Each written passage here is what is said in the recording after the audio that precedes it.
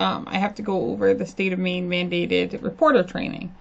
So I'm getting started.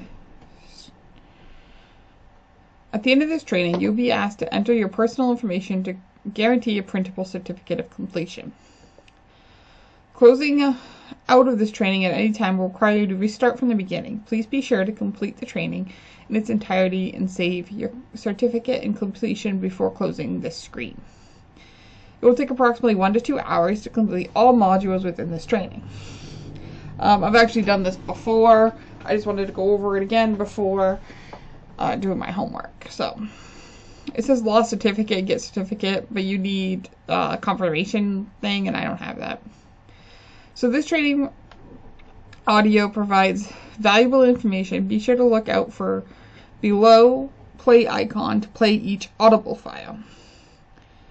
This training also includes interactive features accompanied by written and verbal instructions, as well as a full transcript you can download. So, continue. Introduction. Right here. If you are a mandated reporter and you suspect child abuse or neglect is occurring, a report must be made to Child Protective Intake. Throughout this training, remember that you do not need to prove child abuse is occurring. You simply need to suspect it to require you to make a report.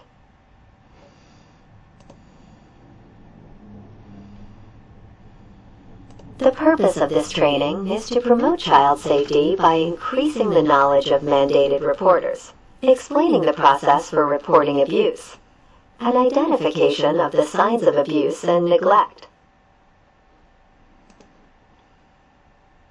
To view the Child and Family Services Child Protection Act in its entirety, Maine Legislative Statute Title 22 MRSA Chapter 1071, including a list of mandated reporters. Follow the link below.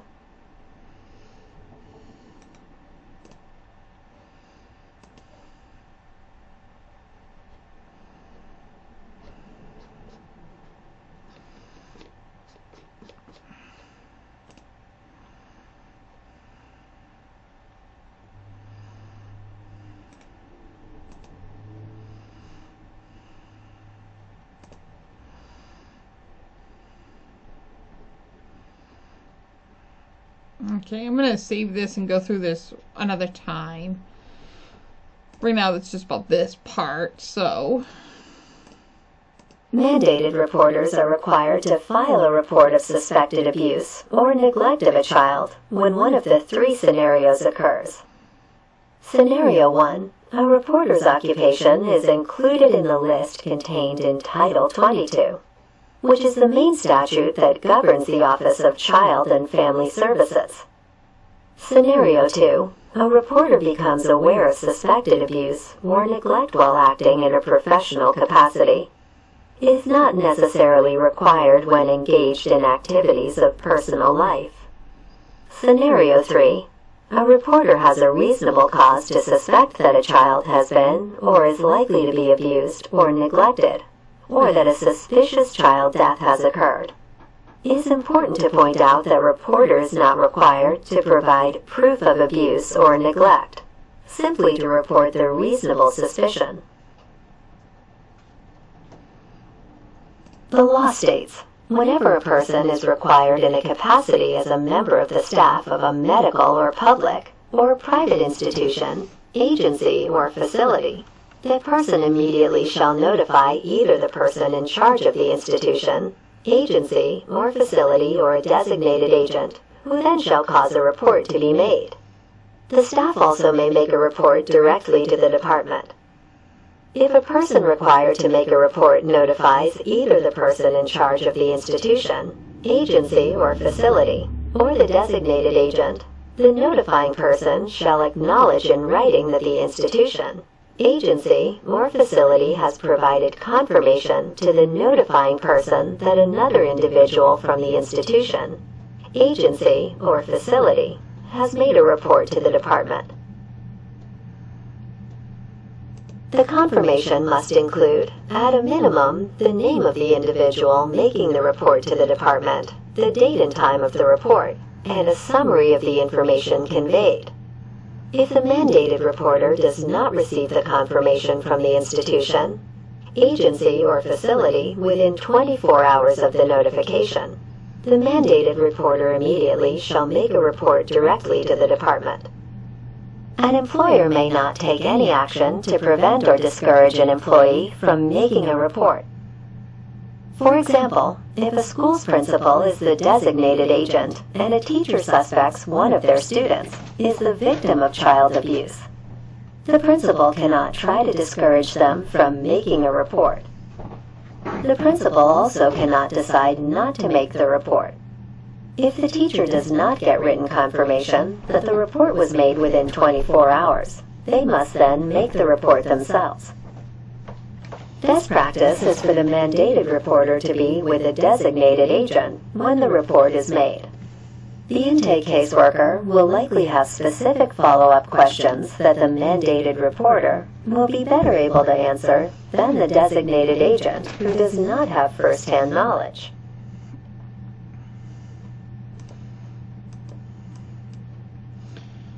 Sorry, I'm going to be doing my homework while I do this, so let's see, mandated report.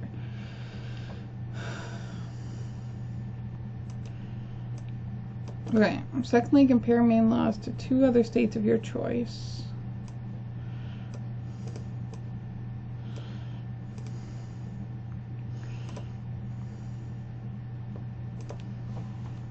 Okay.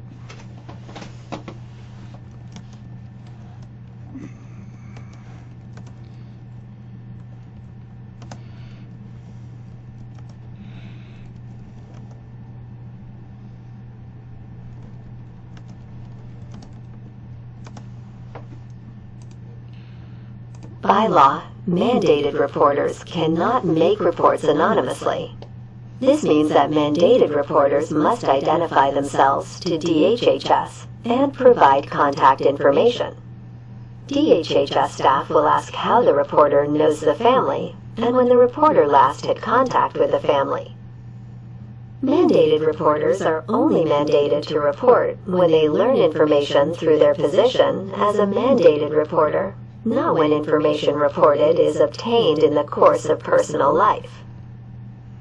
Mandated reporters may make reports of suspected child abuse or neglect when they are not in a professional capacity, but it's not a requirement. In this situation, they can request anonymity. Mandated reporters may request that their identities be kept confidential from the family.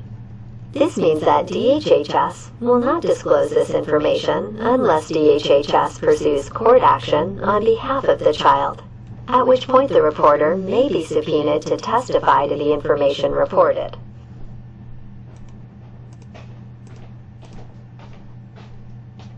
Does legal status matter? Suspected abuse to children of all legal statuses must be reported to DHHS. This includes individuals born in the United States, as well as immigrants regardless of documented status. Child safety and well-being is more important than the child's legal status. Intake will report all alleged crimes against a child to the DA office.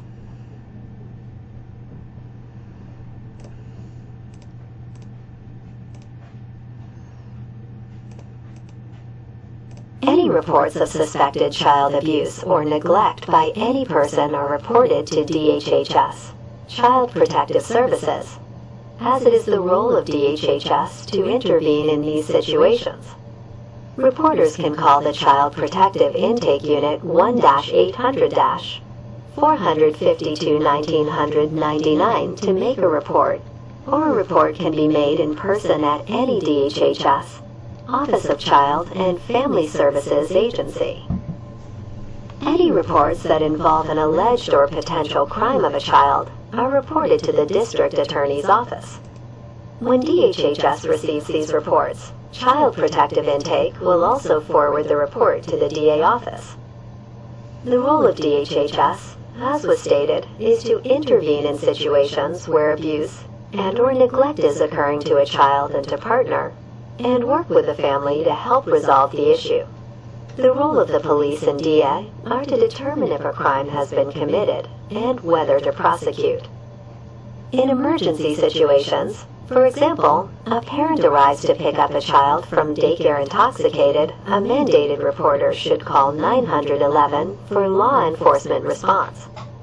In these types of situations, it is important to get an appropriate response right away.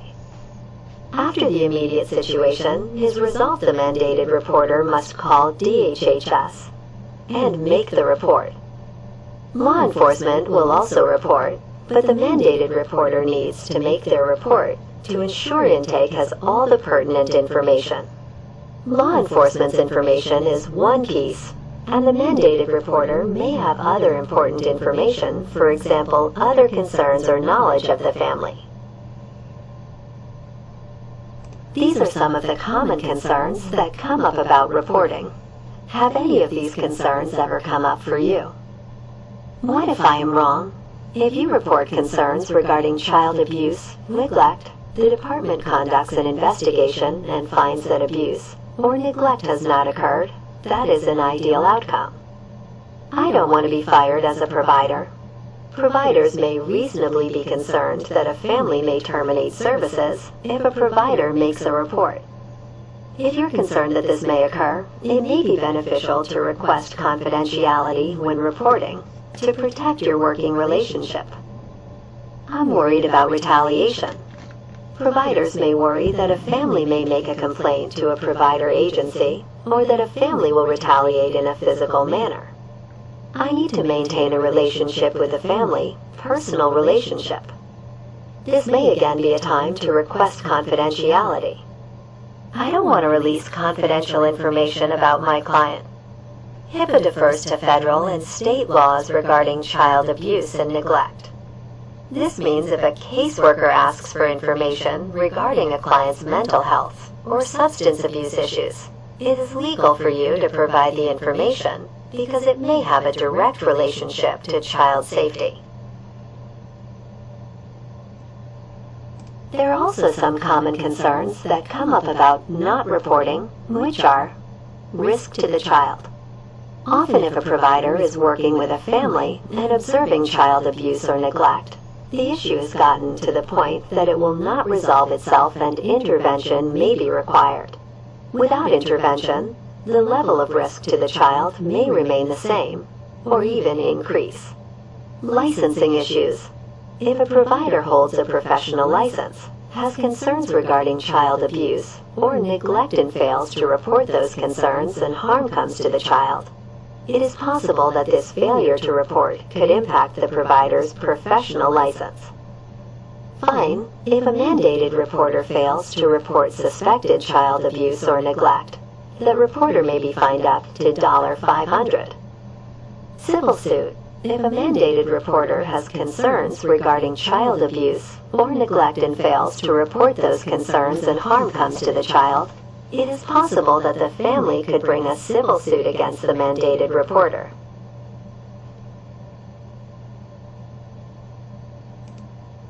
The following information will be requested of you at the time of making your report. Name, address, and phone number of child's custodial parent and directions to the home.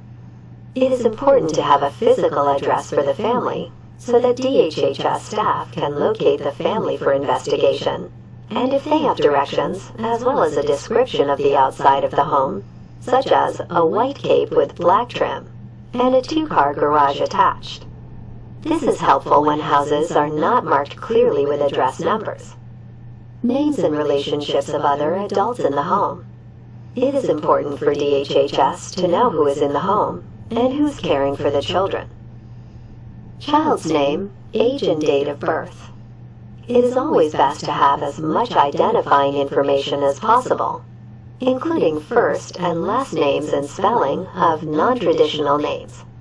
However, there are times when reporters will know only first names and approximate ages. Information on any out-of-home parents. If you know who the out-of-home parent is and or where they are, please share the information. If DHHS investigates the family, it is an investigation of the entire family. This includes mother, father, children, and any other caregivers for the children. Detail the alleged abuse or neglect as specifically as possible. Any actions you have or intend to take. If a child has made a disclosure to you about abuse by the out-of-home father, and you intend to call the custodial mother to inform her of the disclosure, please let DHHS know. This helps to inform decisions regarding intervention. Intake staff will ask additional questions about school, employment, childcare, mental health or substance abuse issues, domestic violence, Native American or tribal connections, or service providers involved with the family and relative resources for the child. DHHS uses the information requested to develop a broad understanding of the family situation as it impacts child safety. A question that comes up often is from family members or other individuals that could support the family who learn that a child may be placed in DHHS custody. These individuals want to know if DHHS considers placing children with other family members. Yes, when a child comes into custody, DHHS actively explores relative resources starting when a report is received.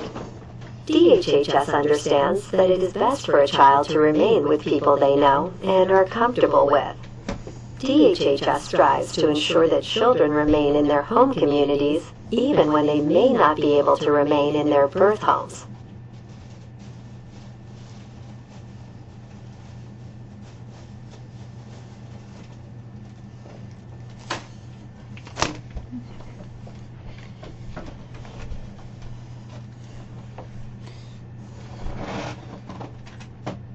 As a mandated reporter, if there is a suspicion of child abuse or neglect, DHHS should be called and a report filed immediately.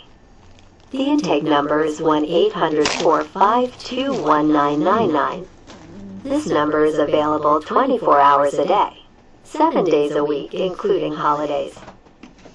Mandated reporters may also go in person to any DHHS office to make a report.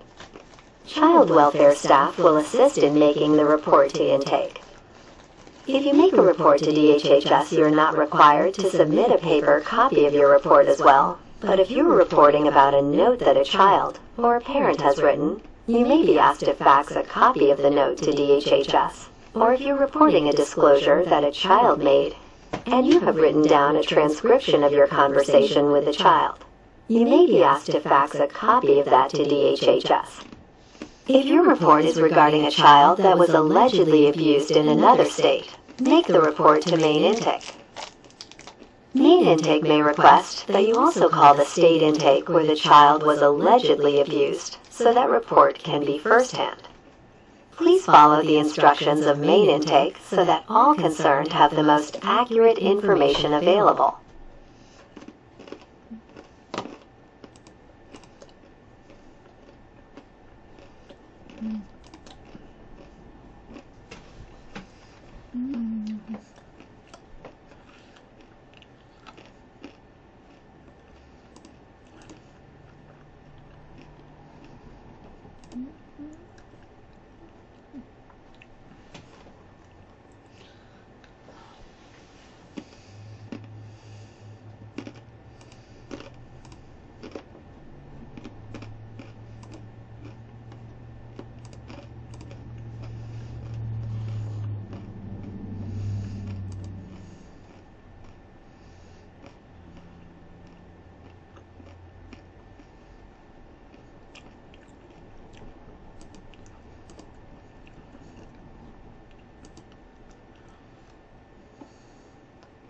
Abuse or neglect means a threat to a child's health or welfare due to physical, mental, or emotional injury or impairment, sexual abuse or exploitation, deprivation of essential needs, or lack of protection from these by a person. Abuse types identified in Maine are physical abuse, sexual abuse, emotional abuse, and neglect, which also includes educational neglect.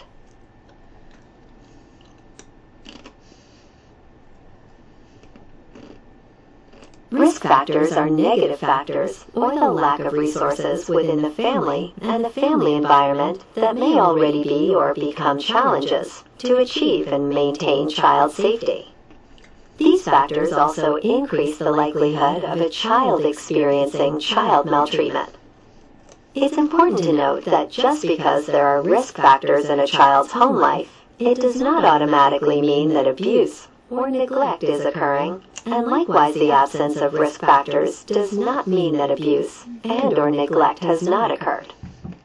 For example, mental illness may be considered a risk factor for some, but many parents are able to manage mental illness well and without risk to the child. The most common risk factors associated with child abuse and neglect in Maine are children under age 6 who are considered a vulnerable child, uncontrolled mental illness or behavioral issues, physical health problems, alcohol or drug misuse, family violence, and severe parent-child conflict. Other risk factors include things such as social isolation and poverty, which can cause stress and inability to meet needs.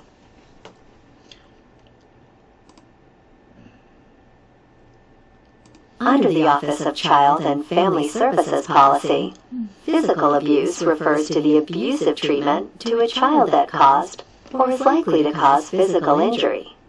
Some examples of physical abuse are injuries, bruises, lacerations, adult bites, burns, fractures, head trauma, and strangulation. Children may make disclosures of physical abuse, and when this occurs, it is important to gather enough information to clarify the incident the child is disclosing. Important things to ask yourself are, is the injury inconsistent with the explanation being offered? For example, the child has multiple bruises on upper arms, backs of legs and back, and says they tripped and fell on their hands and knees while playing, or child has bruising on face which is a clear handprint mark, and says they ran into a door. Ask yourself if the explanation that the child has given matches the injury or mark on the child. Is there a different or changing explanation of the injury? For example, does the parent or caretaker's explanation change from one discussion to the next as to how the injury occurred, or has the child given differing explanations to various individuals? Is the injury inconsistent with the developmental age of the child? For example, a bruise or fracture in a non-ambulatory infant. Children under the age of 6 months do not generally cause bruising on themselves. Therefore, any injury to a child under the age of 6 months must be reported under current Maine law. Did the child or caretaker state the injury was inflicted? The impact of physical abuse to a child can vary. Injuries can be severe and long-lasting. Emotional impact can include mental health problems, behavior problems, and increased likelihood of the child being a victim or engaging in violence against others.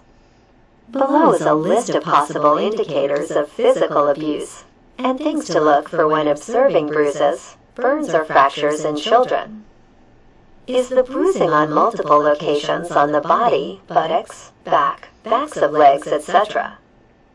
If there's bruising on the arms, legs, or face, is it on both arms, legs, or sides of face? Does the bruising have a pattern indicating that an implement was used, such as a hand or belt? Are the bruises in an atypical location for an accident, such as the buttocks, neck, earlobes, upper arms, and legs? Does the injury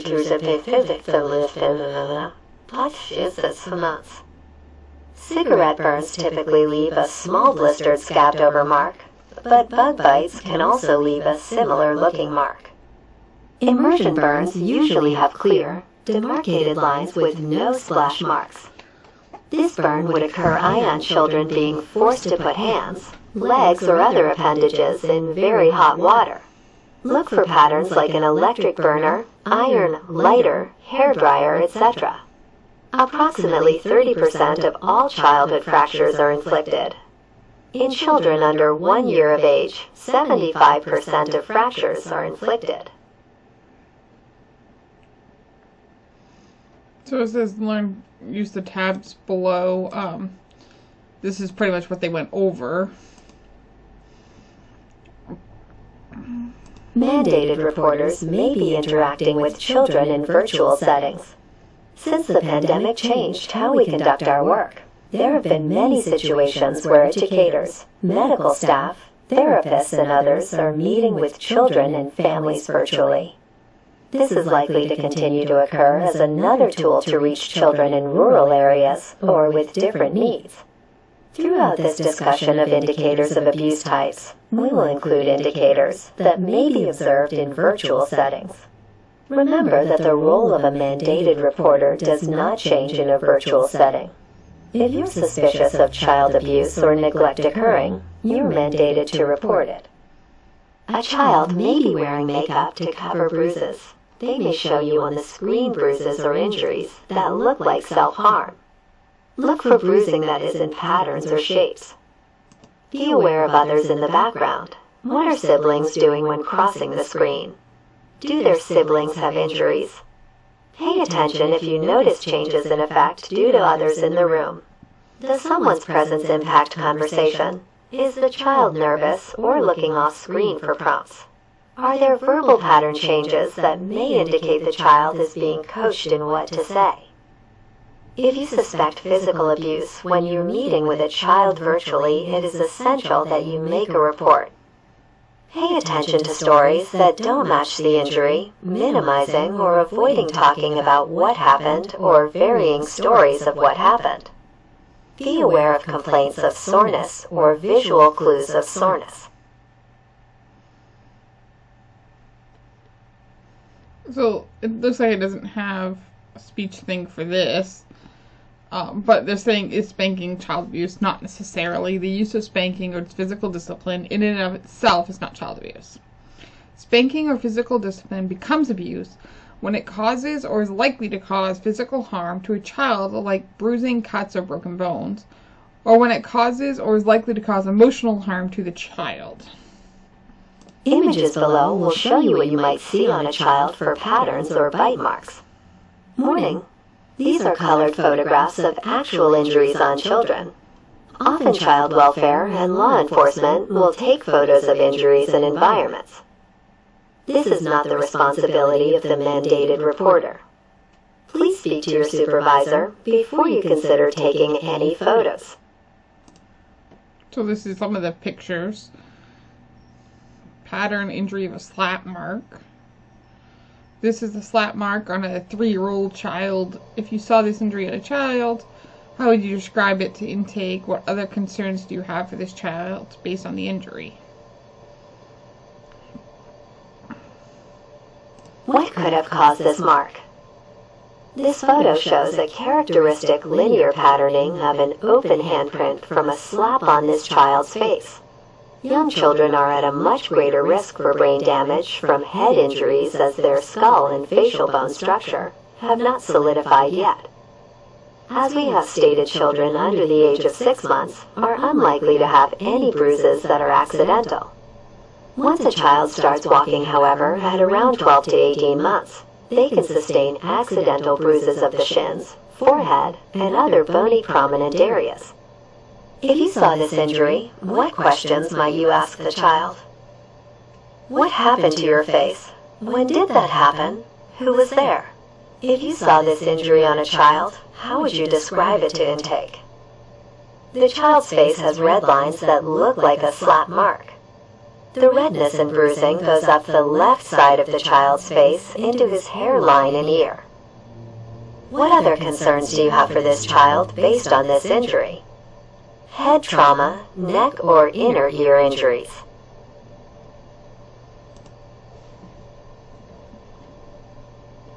What could have made these marks? The symmetrical and bilateral nature, as well as fingerprint pattern of bruising on both of the child's arms, is indicative of grab marks. Whereas the bruising is indicative of grab marks, it's important to understand that we still do not know the why. It's important to always look at situations from all different angles, including how it could have happened accidentally and or in a non-abusive act. How might this type of bruising happen in a non-abusive way? Possible responses may include the parent or caretaker grabs child by the arms to save them from being hurt in a dangerous situation like running in the street, falling downstairs, or touching a hot stove. If you saw these bruises, how would you describe them to intake? The child has bruises that are about the size of an adult fingerprint on both upper arms. There are several of these bruises on each arm. What other concerns do you have based on this child's injuries? Shaking of the child could cause injuries to the skull, eyes, and neck. Age of the child is concerning due to physical development.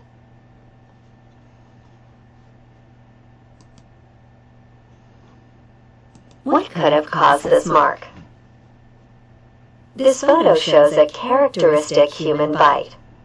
Most human bites in children are inflicted by other children, although measurement of the bite diameter can sometimes assist in determining not only whether the bite was by an adult or child, but indeed who the likely perpetrator is. If you saw this injury, what questions might you ask the child? What happened? Where were you? Who was there? If you saw this injury on a child, how would you describe it to intake? This child has a clear adult-sized bite mark. It's very defined in bruising in the middle. What other concerns may you have for this child based on this injury? Emotional trauma, other possible bites. What could have caused this mark? This is a picture of a grab mark on an infant. Remember, children under the age of 6 months do not generally cause bruising on themselves. Infants such as this one are not yet ambulatory and cannot generate sufficient force to cause such bruising on themselves. Note that this bruise is very difficult to see, and that is a reminder even small, hardly noticeable injuries on an infant under 6 months of age are concerning and must be reported. If you saw this bruise, how would you describe it to intake? Infant has a bruise on the front of the left lower leg. What other concerns do you have based on this child's injuries? Remember that any mark, bruise, or injury of a child under 6 months of age is a mandatory report to intake per the law. Based on the age of this child, any physical abuse can be fatal.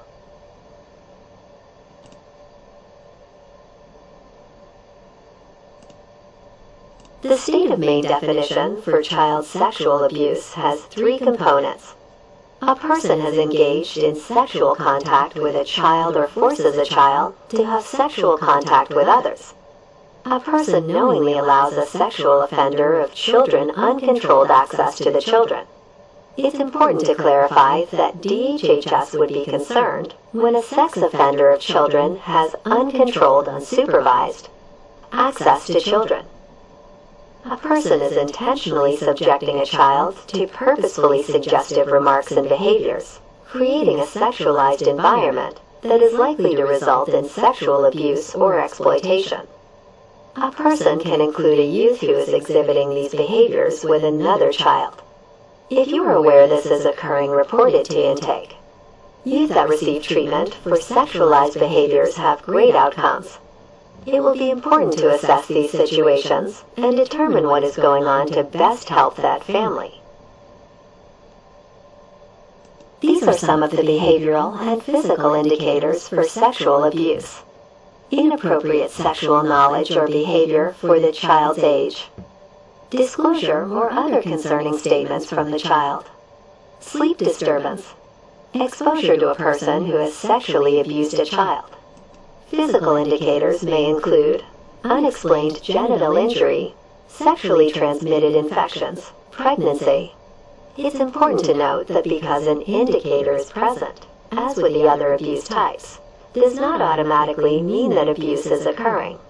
For example, child has inappropriate sexual knowledge or behavior for the child's age. This is an indicator, but what are other ways that children may gain this knowledge that would not necessarily indicate sexual abuse? Possibilities include the internet, witnessing a babysitter or older sibling with a partner, viewing parents' pornography without parents' knowledge, or non-restricted TV channels. Also, it is important to note that bedwetting when rhesus is not on the list when it has long been considered a red flag for sexual abuse. This issue is not on the list because there are several other potential causes for it, such as physiological issues, developmental delays, or emotional health issues. Some suspicious behaviors you may see in a virtual environment are children using sexualized language or sharing sexualized stories. Pay attention to if they're talking about picture taking or sharing on the internet. Is there an adult in the child's life they talk about becoming overly close with? Do you notice changes in behavior if that person is around? They may be wearing clothing that is inappropriate for their age, and you want to pay attention to how they are using technology. Putting the pieces together takes additional thought and consideration. You may become aware that children are accessing inappropriate sites on school devices. Are you seeing things like sex toys, books, magazines, or pornography in the background? Are you hearing about these things from the child, siblings, or parents?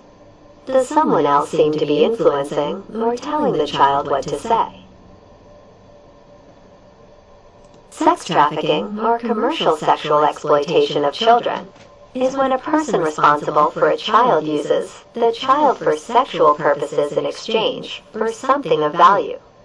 This may include recruitment, the intent to entice someone into a lifestyle by making promises, buying gifts, food, shelter, rides, or drugs, but can also include the offering of affection.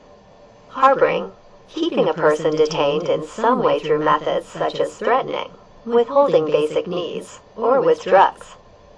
Transportation, providing transportation to get the child to the place for sexual acts. Or provision, providing the child to the customer or client for sex acts.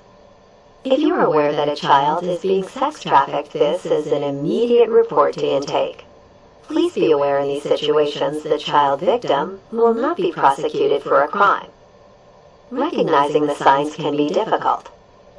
A child exhibiting one or more of these at high-risk behaviors accompanied by pregnancy and or sexually transmitted disease should increase your suspicions of human trafficking. An unaccompanied minor or child trying to enroll in school or presenting at hospital without a parent or guardian is a high-risk behavior. The global idea of disconnectedness from peer group, family, school could also be a high-risk behavior. There are resources available to help you navigate concerns for victims of sex trafficking. There's a 24-hour, toll-free hotline, 1-888-373-7888.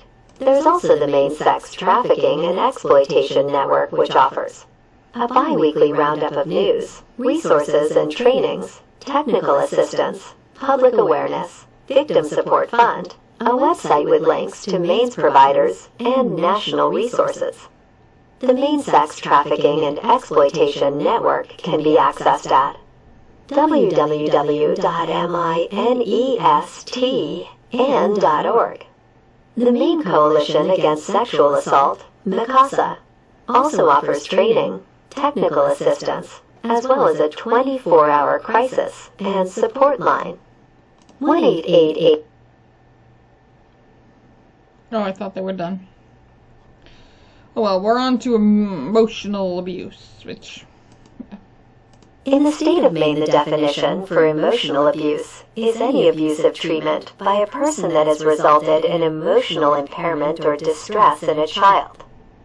Indicators of emotional abuse can fall into 4 different categories, but each category gives some examples of a person's behaviors that convey to the child that they are worthless or flawed in some way, maybe due to a physical handicap, or that they are unloved or maybe unlovable, endangered, or that they are only valuable in meeting someone else's needs. Let's look at each of them. Spurning or rejecting. What might be some examples of spurning or rejecting?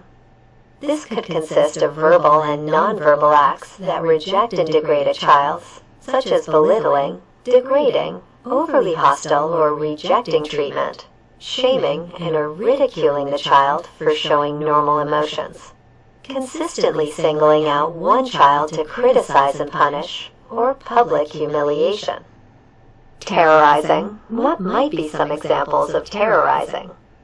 This could include behaviors that threatens or is likely to physically hurt, kill, abandon, or place the child or child's loved ones or objects in recognizably dangerous situations. Isolation. How might a person isolate a child? This could include acts that consistently deny the child opportunities to meet needs for interacting or communicating with peers or adults inside or outside the home, such as confining the child or placing unreasonable limitations on the child's freedom of movement within his or her environment. Exploiting or corrupting. How might a person exploit or corrupt a child? This includes acts that encourage the child to develop inappropriate behaviors that are self-destructing, antisocial, criminal, deviant, or other maladaptive behaviors. What might a person who is denying emotional responsiveness look like? This includes acts that ignore the child's attempts and needs to interact, failing to express affection, caring, and love for the child, and show no emotion in interactions with the child. Examples are being detached and uninvolved through either incapacity or lack of motivation, interacting only when necessary, and/or failing to express affection, caring, and love for the child. The impact of emotional abuse on a child is long-lasting. It can lead to mental health problems, relationship problems, and isolation. Indicators of emotional abuse in virtual settings. You may notice that a child is withdrawn or often alone. The child may use negative terms to describe themselves. You may hear others in the background using negative terms to describe the child. These are indicators of possible emotional abuse. Intimate partner violence, sometimes referred to as domestic violence, is a way for one person in the home to assume power and control over their intimate partner. The impact on children in homes where intimate partner violence is occurring can include desensitization to violence, damages the sense of safety, acceptance of physical harm, foster seeking of power, control, or imitation of abusive behaviors. It is the goal of child welfare to protect children in situations of intimate partner violence. The agency also wants to protect the victim of the violence. Intimate partner violence, child abuse, animal cruelty, and elder abuse are linked. If you notice one, it is likely that other forms of violence are also occurring in the home. An important detail for your report is where the child is when the intimate partner violence is occurring.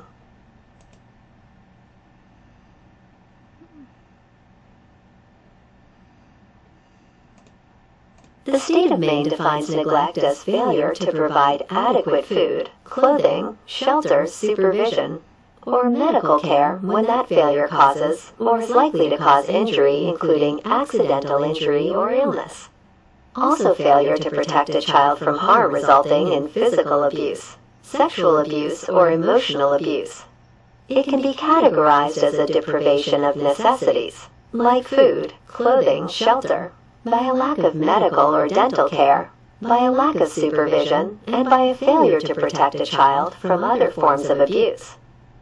Neglect is a pattern of maltreatment and not a one-time incident, and occurs when there is a negative impact upon a child.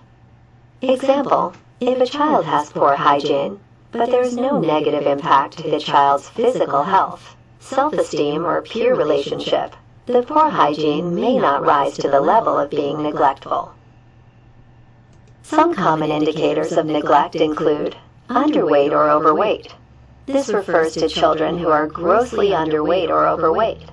Underweight refers to children who may be diagnosed with non-organic failure to thrive, having dropped off the growth chart with no physiological reason. It is important to point out children being underweight and how critical early intervention is with infants.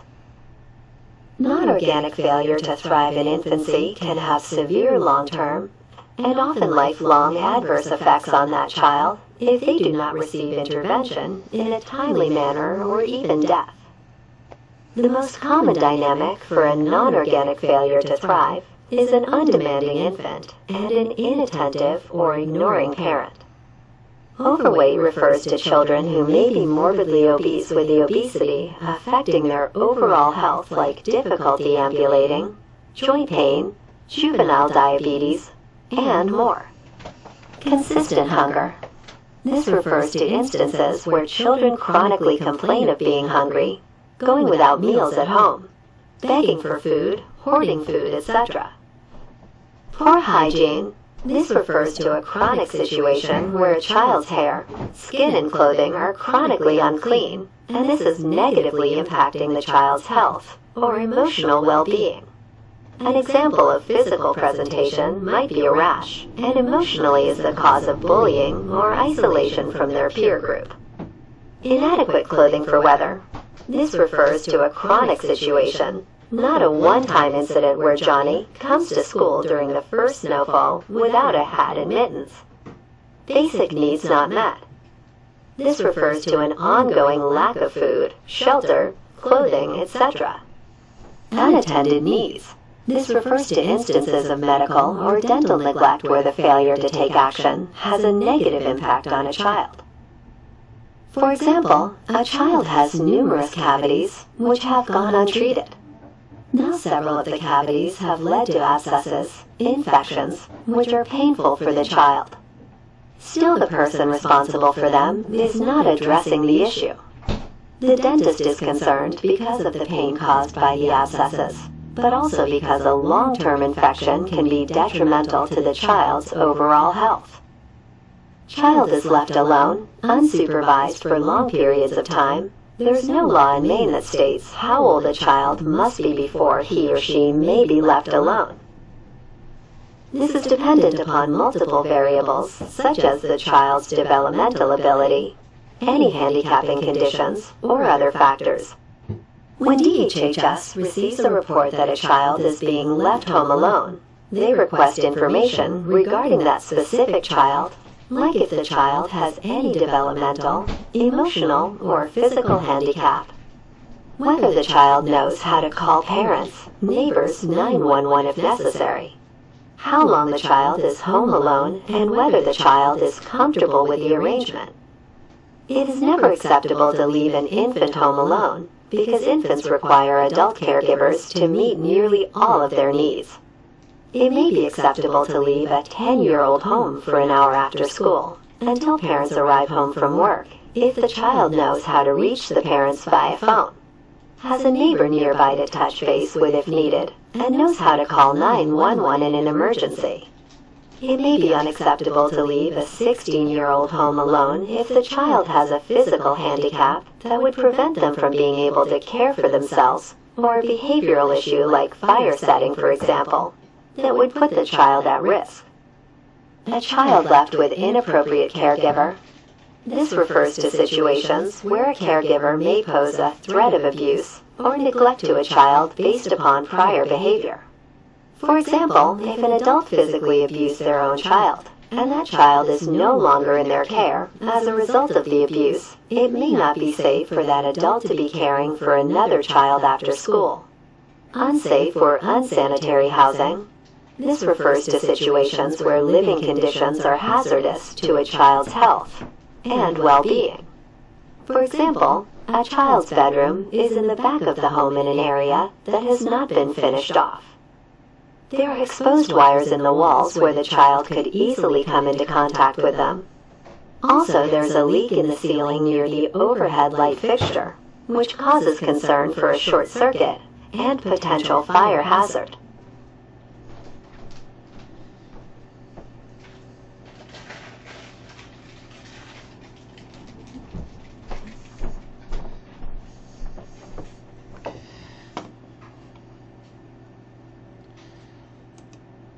Some things you may see that indicate neglect in a virtual setting could include a child appearing hungry or stating there is no food in the house. The home appears to have hoarding, animals appear abused, underfed, unhealthy. There are other children in the home you are seeing that look underfed, unclean, without supervision based on age. Adults in the home are not responding to children's needs. They are asleep or unavailable.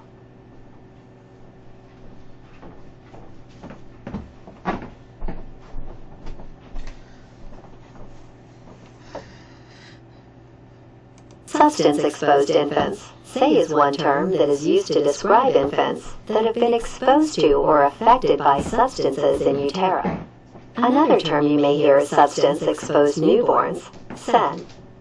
Any newborn exposed prenatally to illegal substances is an immediate report to Child Protective Services, even if the infant has no adverse effects. Depending on the severity and contributing factors, these reports may need CPS intervention or support from public health nursing. Federally, marijuana is illegal. Federal law states medical providers must report all infants born affected by illegal substance use. Affected means the infant is, in the opinion of the medical provider, adversely affected by the substance. If a newborn is experiencing withdrawal or additional medical complications due to prenatal substance exposure, that is also an immediate report to CPS. This is the case with legal substance use, including prescriptions or over-the-counter medications. When an infant is born drug-affected, this does not necessarily mean that the parents are neglectful. Child welfare will learn more to determine this. In the year 2020, 903 infants were reported as drug-affected. These numbers are lowering every year. As a reporter, you should be prepared to create a visual description of the conditions of the home, especially those conditions that may be dangerous. Remember, there is no detail that is insignificant. Always be as specific as possible. Remember, the intake caseworker has not physically seen what you have seen. Try to describe your concerns in as much detail as possible so that the intake caseworker will understand the specific threat of harm to the child or children based upon their age and development. You are about to view 2 photographs of a home environment in which 2 children, ages 1 and 4, live. How would you describe this environment and the concerns that you have to the intake worker when you call? So these are the pictures. The next do talk about it as well. But look at the condition of it. Okay. But we're going to actually click. Let's see. What do you see that is concerning in this photo if a 1-year-old and a 4-year-old were living in this environment? Make sure to point out broken furniture, safety risk, bagged garbage, sanitation issue, broken wood trim, left, white, leaning against chair, safety risk, broken child's toy, foreground, pink, safety risk, overturned table, safety risk, indication of anger issues, chair in front of gas stove, safety risk, cat litter and feces on floor, sanitation issue, dishes on counter with a knife, safety risk, sanitation issue. Now consider a 16-year-old child lives in this home. There may be concerns for this teen, however the impact is different. Now a deeper look at the bedroom that we saw.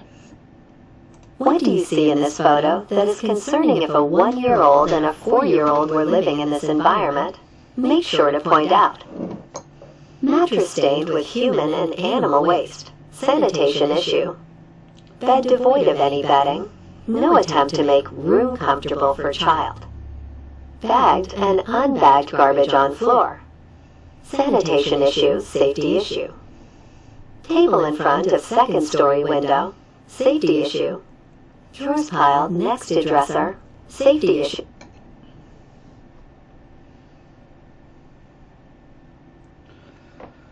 Okay, so I made a question. Frequently asked questions. Question. I made a report about a family. DHS has made an appointment to visit, and the family cleaned up. I feel like DHS didn't see what the home was truly like. Why does DHS call first? Answer. It is DHS's policy to inform parents of a report and to arrange a visit the home to meet with a family member within 72 hours. Educational neglect applies to families being reported solely for habitual truancy. Educational Neglect Law Title 20 changed in June of 2019. Any mandated reporter who is concerned about truancy for a child should make that report to intake. If a school is making the report, they will have more detailed information. However, suspicion is reason to report. In the state of Maine, there is now a requirement for mandated reporters to report when a child is known or suspected to be living with non-family. A report shall be made to the department if the person knows or has reasonable cause to suspect that a child is not living with the child's family. Although a report can be made at any time, a report must be made immediately if there is reason to suspect that a child has been living with someone other than the child's family for more than 6 months, or if there is reason to suspect that a child has been living with someone other than the child's family for more than 12 months pursuant to a power of attorney or other non-judicial authorization. So now we get into some of the fun stuff. So which scenarios should be reported? You'll be presented with a few scenarios of children living at non-family residencies. Determine whether or not these scenarios should be reported. For 7 months, a 5-year-old has lived with their father's ex-girlfriend. The child's asthma has been bothering them, but the pediatrician won't see them because the ex-girlfriend is not legal guardian. Yeah, I'd say I'm required. Next scenario. A 17-year-old has been staying with a friend's family due to a conflict with their parents. The parents know where the child is, and there is no concern for their safety or health at the friend's house. I'd say I'm not required. Oh, okay, try again. It's optional.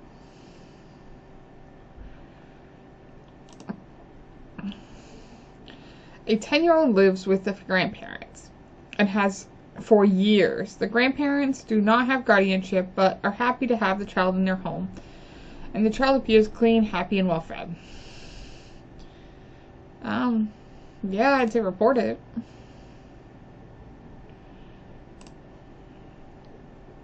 You've completed this scenario. Scroll down to continue. Okay, so knowledge checked. Select below the 4 types of abuse identified in Maine.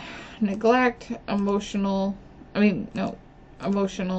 physical, and sexual. Yay. True or false? Any bruise on an infant under 6 months of age is mandatory reporting. True.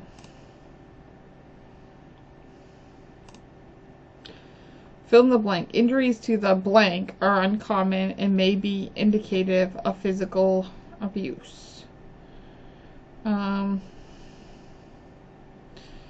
Year? Yay, correct. True or false? Frequenting hotels is considered a high-risk behavior for sex trafficking.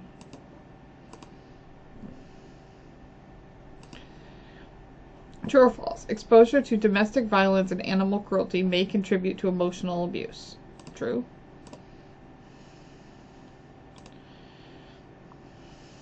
Alright, responding to disclosure. As a mandated reporter, you are in a unique position to observe and listen to children. As trust and comfort develop with children, they are more likely to disclose what is happening in their lives. As a trusted adult, they may disclose child abuse and neglect to you. Let's look at what happens if a child discloses abuse and or neglect to you, and what are some things that you should know to do to prepare yourself on how to respond.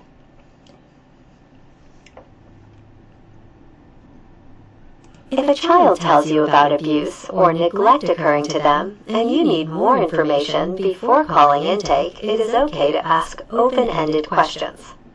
As a mandated reporter, you're not trying to prove or disprove abuse or neglect occurred, but you can clarify details. If a child states, "Then he hit me," an appropriate response could be, "Who hit you?" If a child states, "I ran to my room," an appropriate response could be, "What happened before you ran to your room?" If a child states, "My mom started yelling," an appropriate response could be, "When did that happen?" If a child states, "There was glass all over the floor," An appropriate response could be, "Where was the glass on the floor?" Think about what you need to know to make a report and keep it simple. If you do not need that information for your report, you don't need to ask questions. It's best to give the child time to talk and for you to listen. There are some important things to be sure to avoid when a child is disclosing to you about abuse or neglect. Do not express disapproval of the parents, child, or situation.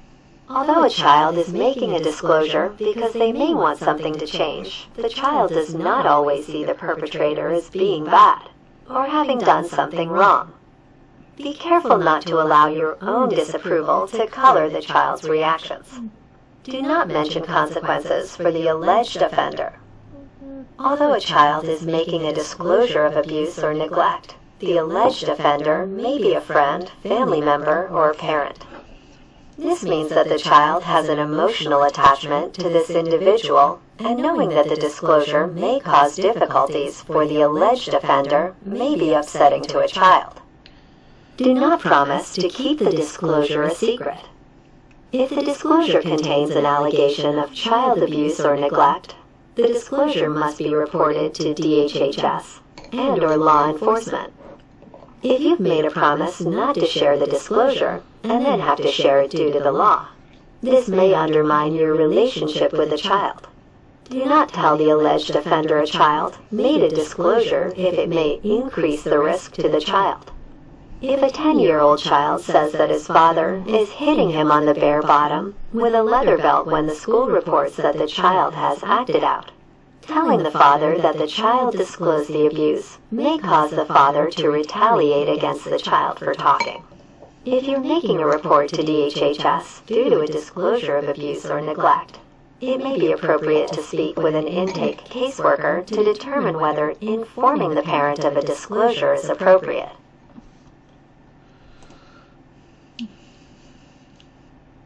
In the year of 2020, Intake received a total of 50,216 calls. 25,559 of them resulted in new reports. There were 11,683 reports that did not meet the criteria for CPS intervention. The number of reports assigned for intervention was 10,616.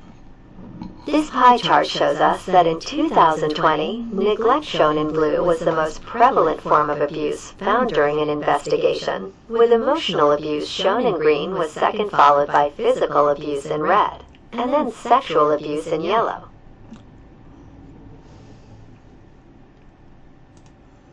You may have often wondered what happens to the information after a report has been made. First, all reports are documented in the DHHS database. All reports are reviewed by a supervisor. The phone call is not recorded. Intake caseworkers uses an evidence-based tool called structured decision-making to determine if reports meet the criteria for intervention. Each report is sent to an intake supervisor for review, and the supervisor decides within 24 hours of the call to transfer the report to the local office or a contract agency for further action, or close the report with no further action. If a report meets criteria, it is sent to the local office or contract agency, and there will be intervention within 24 or 72 hours. Meeting criteria means there is a current allegation of child abuse or neglect and a demonstrated negative impact on a child. Some reports present situations with evidence of serious family problems or dysfunction, but do not contain allegations of child abuse or neglect. Such things as parent-child conflict, children and parent in conflict over family, school friends, behaviors with no allegations of abuse or neglect. Includes adolescents who are runaways or who are exhibiting acting out behaviors that parents have been unable to control. Nonspecific allegations or allegations of marginal physical or emotional care, which may be poor parenting practice, but is not considered abuse or neglect under Maine law. Conflicts over custody and or visitation of children, which may include allegations of marginal poor care. families in crisis due to financial, physical, mental health, or interpersonal problems, but there are no allegations of abuse or neglect. These reports are documented and remain in the database. However, no intervention occurs. These documented reports can be reviewed if additional reports are made regarding the same household.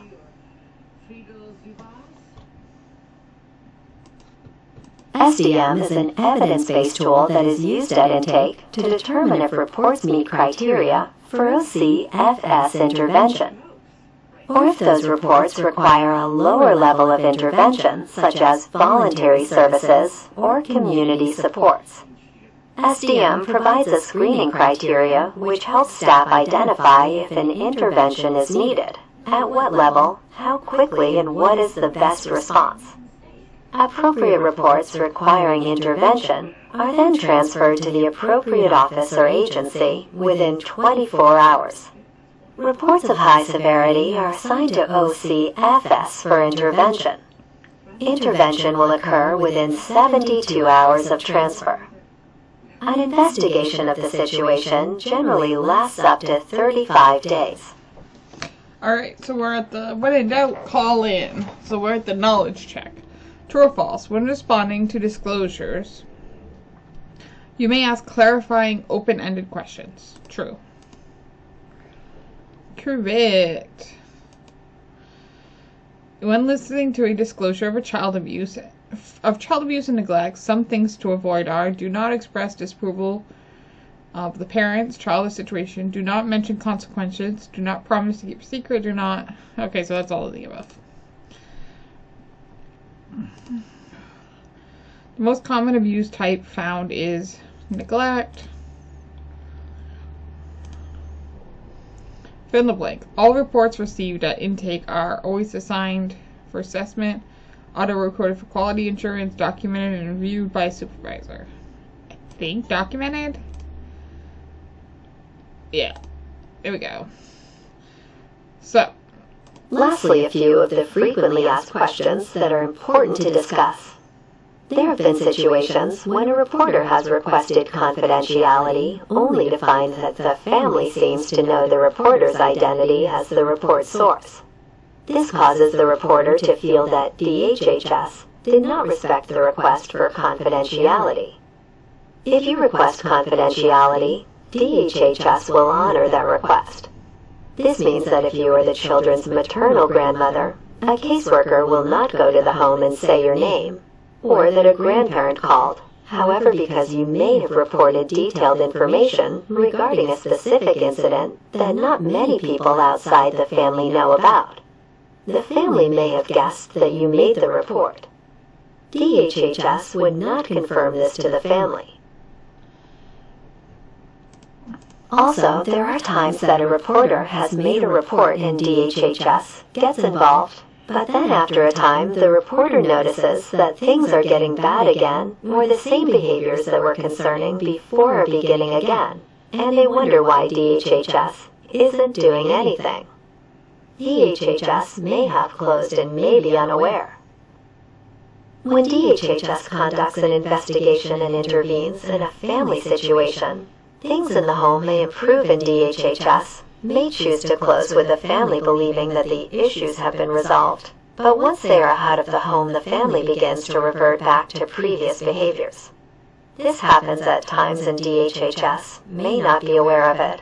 So it's important for reporters to call DHHS when they see concerns arising again and make another report. And last but not least, a question that often comes up for reporters is when they think the situation is really bad and don't think the child should remain in the home. They want to know, why didn't DHHS remove the children and place them in foster care? DHHS' role is to work with a family to attempt to address safety issues that are presented. It's DHHS' goal to safely maintain children within their birth homes whenever possible. DHHS does not become involved with a family with a goal of assuming custody of a child. However, if the family is unable to address safety issues, and this creates an environment of risk of harm to a child, DHHS may petition the court to require the family to participate in services or to request custody of a child be granted to DHHS. Ultimately, it is up to the court to determine custody.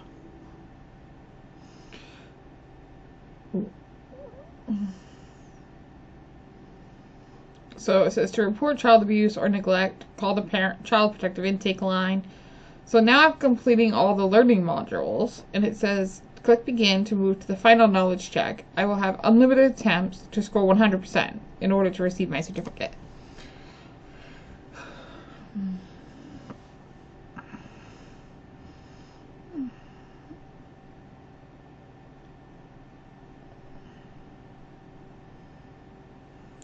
So since there's some personal information here, I'm not going to go through the knowledge check. But we went through all the training modules. I hope you enjoyed, but that's the training module for me.